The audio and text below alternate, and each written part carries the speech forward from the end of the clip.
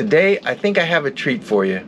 My favorite piece of equipment at the helm is this.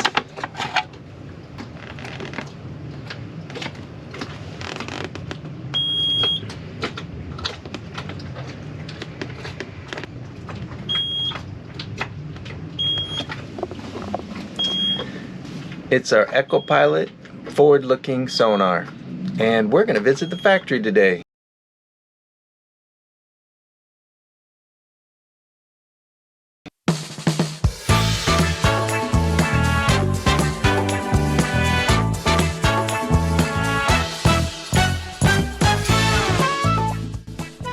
In order to have days like this, you're going to have days like this. This is Tips on Tuesday. We're going to talk about what to do, when to do it, and how to do it. Stay tuned so you don't feel like doing this. If you like these videos, please subscribe and give us a like. And if you have anything to add to the conversation or any questions, please leave them below. We are going to visit the company that makes EcoPilot, and that's one of our favorite devices on the boat. So I'm here with Friedrich, and he is with EcoPilot. Hi all. And we're looking at the product line and what he's got to offer. So let's start going through it, and we're going to start off with the non-professional version, the standard one, and then we're going to work our way up to the 3D EcoPilot. So why don't you tell us what you got? Yeah, so as you mentioned, the first one you pointed out, the FLS 2D, which is our standard forward-looking sonar. So that's in the same kind of range as you have Garmin Panoptix and B&G forward scan, and you have our EcoPilot forward-looking sonar. So our EcoPilot FLS 2D is our standalone forward-looking sonar. So that is where you have a simple installation of your display. That display, you can flush mount it into your helm station, or you can get a U-bracket for easy installation on a tabletop or a side. And that's the one that's installed on Aquarius.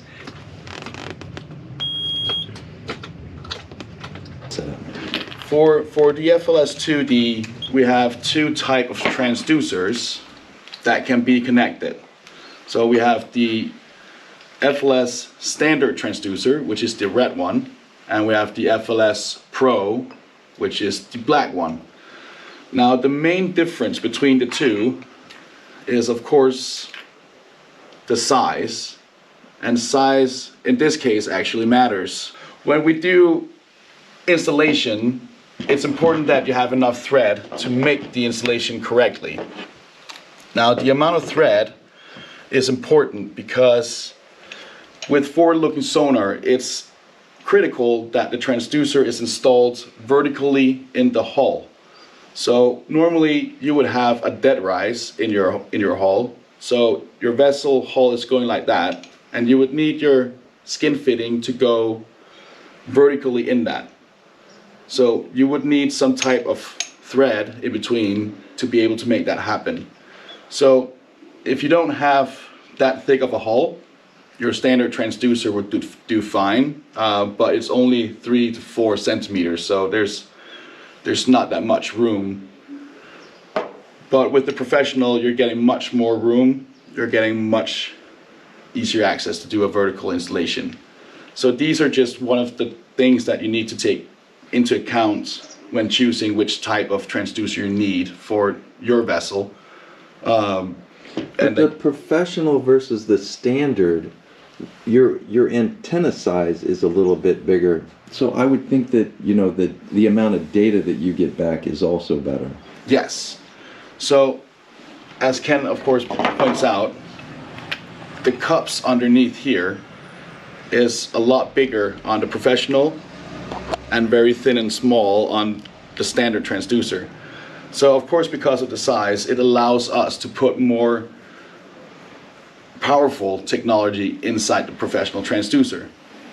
So the professional transducer, it does give you a more powerful ping of the forward-looking receiving and also a more accurate receiving part. So that's the transmitting and the receiving part is more powerful on the professional, which gives you a more accurate set of data that is then displayed on your FLS 2D display. So of course, a little bit more expensive, but gives you a more accurate reading of the seabed ahead compared to the standard transducer.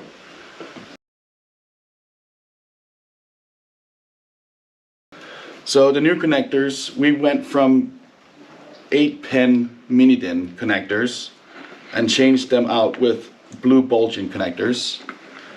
So now we have a much more robust connection, and the pins, they're much thicker, much stronger. So basically bulging says that you cannot destroy them, no matter how much you actually try to wiggle it in, the pins will still be intact. Of course, with that said, if you really want to destroy it, you can. You're not going to have any issues with pins being broken or crooked by connecting it to the EcoPilot. And one of the other big changes you made was the cable connections and the extensions. Yes. So our previous transducer, it had a 12-meter long cable connected to it.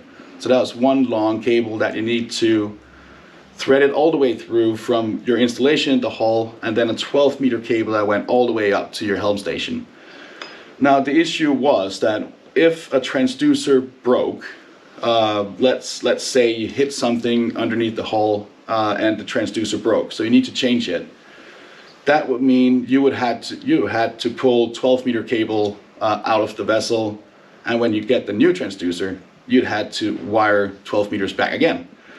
So what we did was that we made the transducer only with 2 meter of cable, but when you buy the full FLS 2D system, you get a 10-meter extension cable.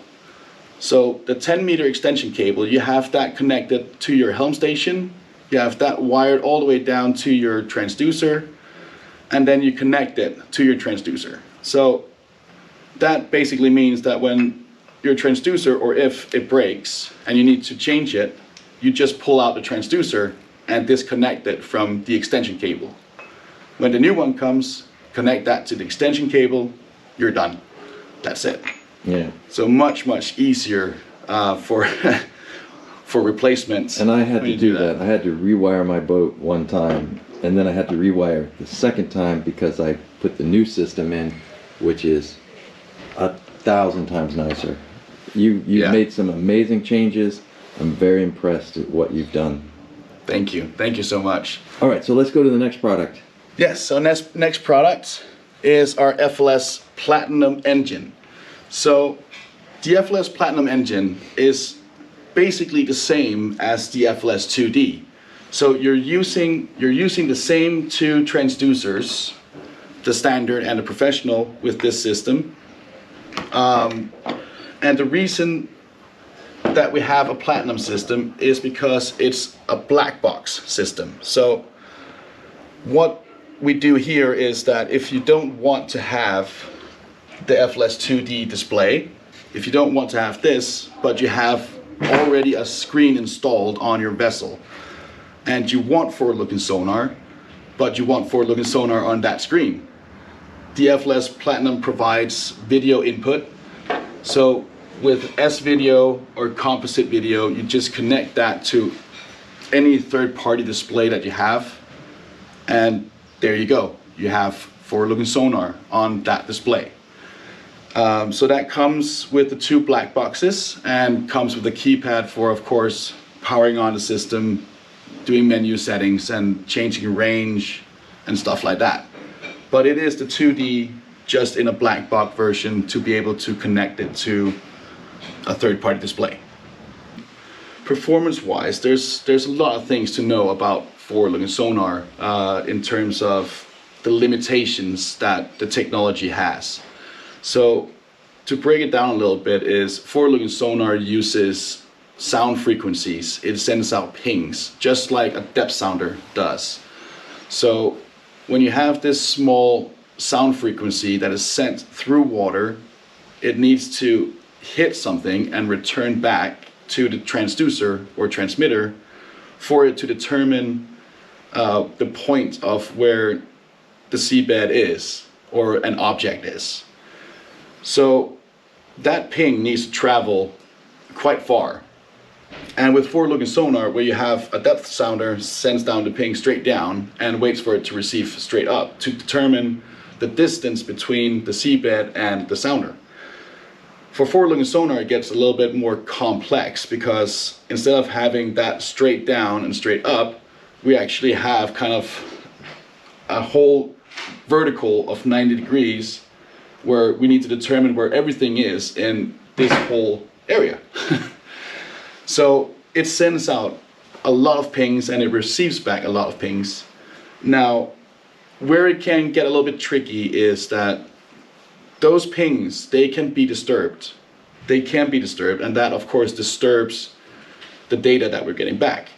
So, for example, if you have very murky water, if we have like a river, very murky river with all sorts of mud and sand and everything just going in the air, that's going to disturb your pings, and that's going to disturb your data that you're getting.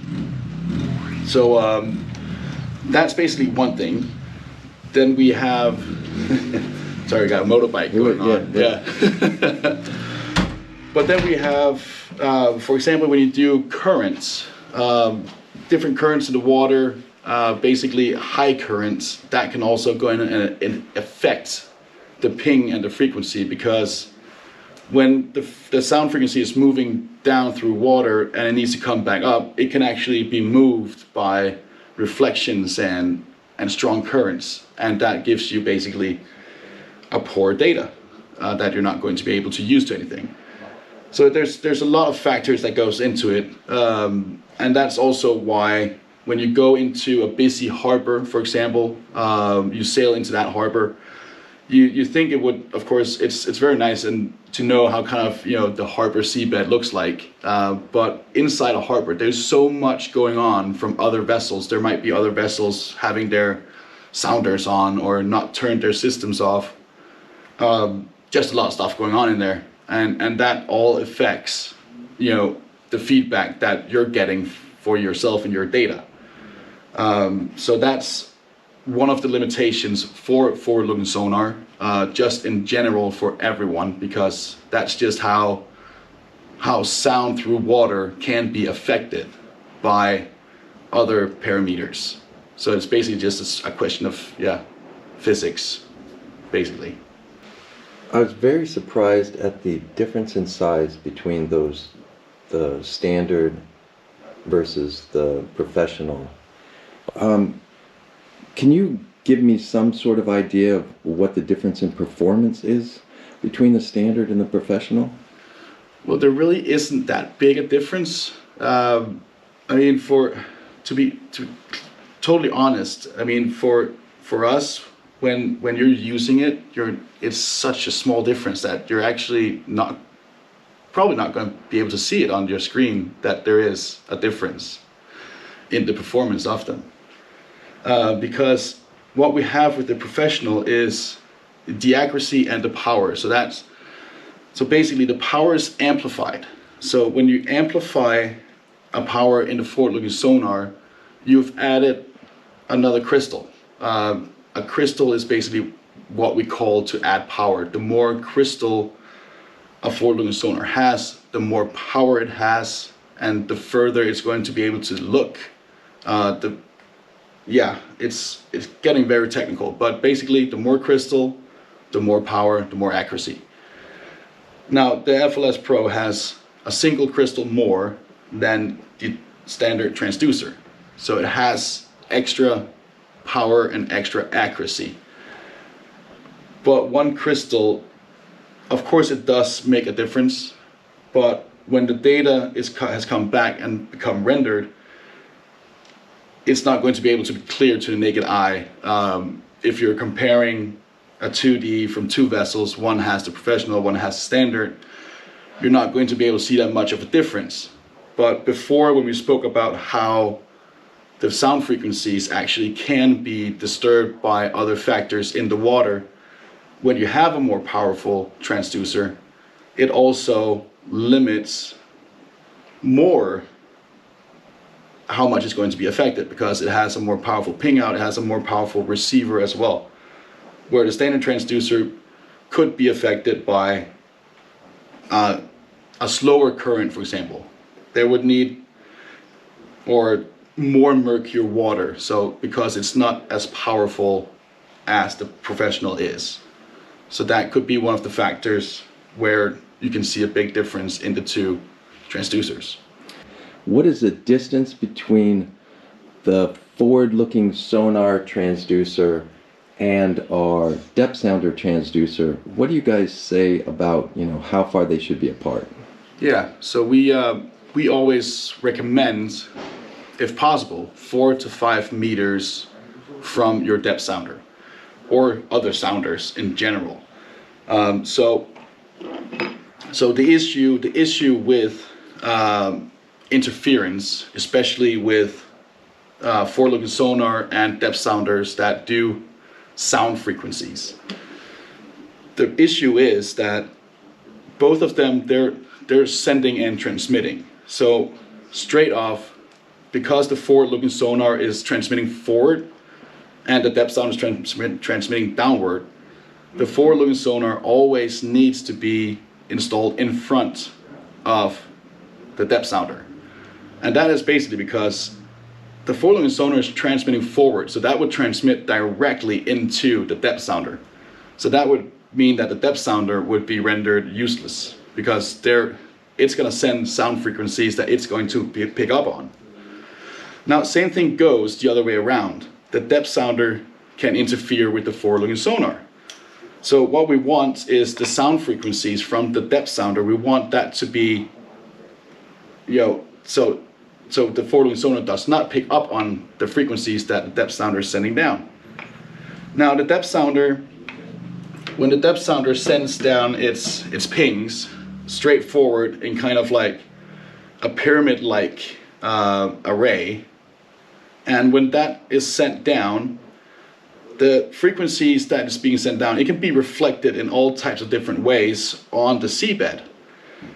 So the more distance you have from the transducer and your depth sounder, the safer you are from having interference.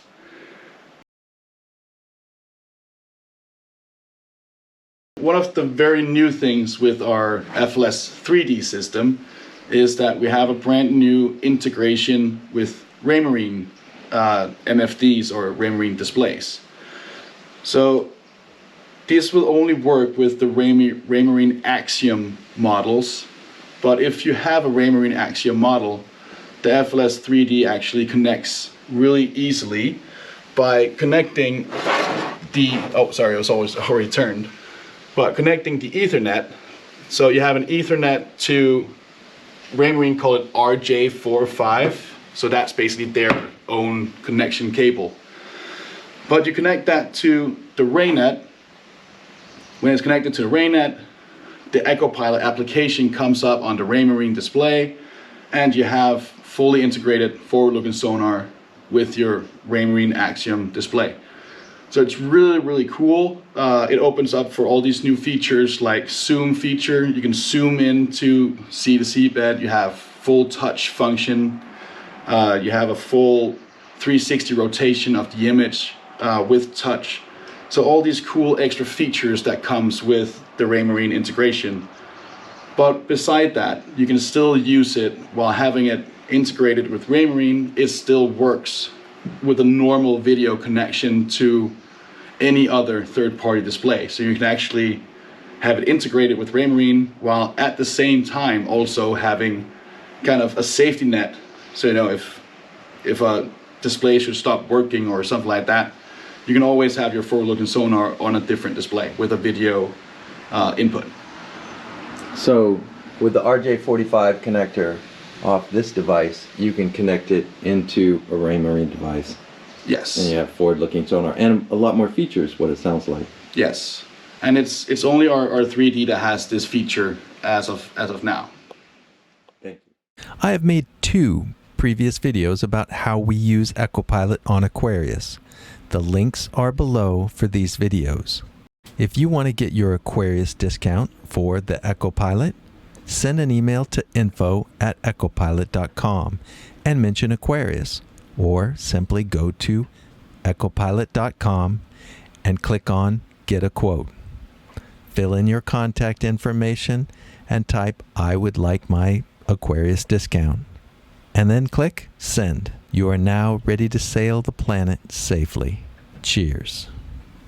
If you like this video, give us a like down below and click here to subscribe. That really helps us. And if you want to watch more of us, click one of those. They said it came from Spanish.